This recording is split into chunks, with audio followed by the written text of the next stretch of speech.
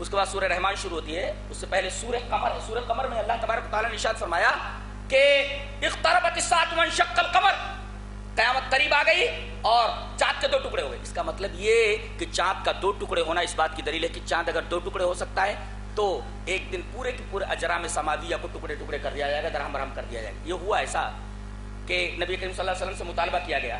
ابو جہل وغیرہ نے مطالبہ کیا کہ ہم آپ کو نبی مان لیں گے، شرط یہ ہے کہ آپ چاند کے دو ٹکڑے کر کے بتائیے. نبی کریم صلی اللہ علیہ وسلم نے اپنی انگلی سے چاند کی طرف اشارہ کیا اور چاند کے دو ٹکڑے ہو گئے. جبل ابو قبیس کے اوپر دیکھا گیا کہ جبل ابو قبیس کے اوپر یہ معجزہ دکھایا گیا، آدھا چاند پہاڑ کے اس طرف اور آدھا چاند پہاڑ کے اس طرف. اور اس کے گواہ کون کون؟ حضرت جبیر بن مطعم، حضرت عبداللہ بن مسعود، حضرت علی رضی اللہ تعالیٰ عنہ. بہت سارے صحابہ کرام نے اپنی آنکھوں سے چاند کے دو ٹکڑے ہوتے دیکھا ہے. اور سائنس بھی اگر غور کیا جائے تو کہتے ہیں کہ چاند پر پہنچنے والوں نے جب چاند کی سطح کو دیکھا، اس کے سرفس کو دیکھا تو دیکھا کہ بہت بڑے بڑے کریٹس ہیں. وہ کریٹرز ہیں بہت سارے. کریٹرز کیا ہوتے ہیں؟ آتش فشانی گڑھے، جیسے والکینو پھٹتا ہے نا آتش فشاں، تو آتش فشاں کے پھٹنے سے جو گڑھے ہو جاتے ہیں ان گڑھوں کو کریٹر بولتے ہیں انگریزی میں. تو بہت سارے کریٹرز وہاں دیکھے گئے.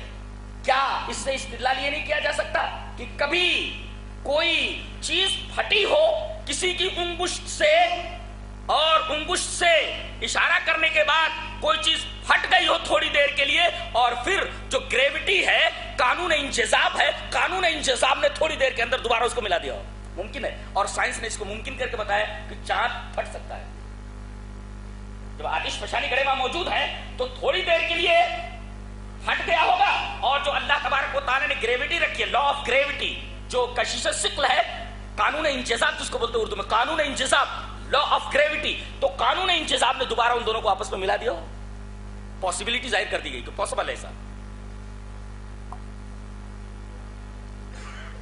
میں نے تو ایک کتاب کے اندر، اور قریب آ جاؤ، میں نے ایک کتاب کے اندر تو یہ پڑھا کہ کیرالہ کے اندر ایک مسجد ہے، اس کے اوپر لکھا ہوا ہے، اور حافظ عماد الدین ابن کثیر جن کی یہ تفسیر ابن کثیر ہے اور جن کی تاریخ کی کتاب البدایہ والنہایہ، البدایہ والنہایہ کے اندر لکھا ہے کہ مجھ سے کئی لوگوں نے یہ بیان کیا کہ ہندوستان میں ایک مسجد ایسی ہے جو اس دن بنائی گئی جس دن شق القمر کا معجزہ پیش آیا تھا.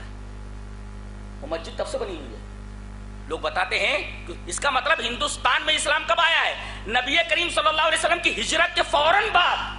گویا ہندوستان سے مدینے کا بڑا گہرا تعلق ہے، بڑا گہرا تعلق ہے.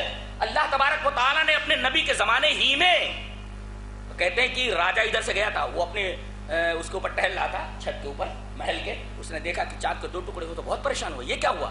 کچھ تو بھی ہوا ہے دنیا میں.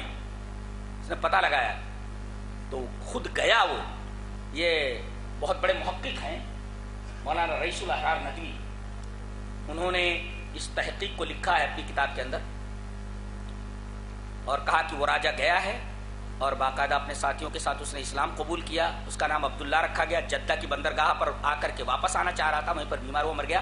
اور وہیں پر اور اس نے وصیت کی تھی کہ نبی کریم صلی اللہ علیہ وسلم کے صحابہ اگر اس طرف سے آئیں تو ان کا بڑا اکرام کرنا. اور ہو سکتا ہے کہ کچھ لوگ جو ہے کہتے ہیں کہ یہاں فلاں صحابی کی خبر، ہو سکتا ہے کہ صحیح، ممکن پاسبل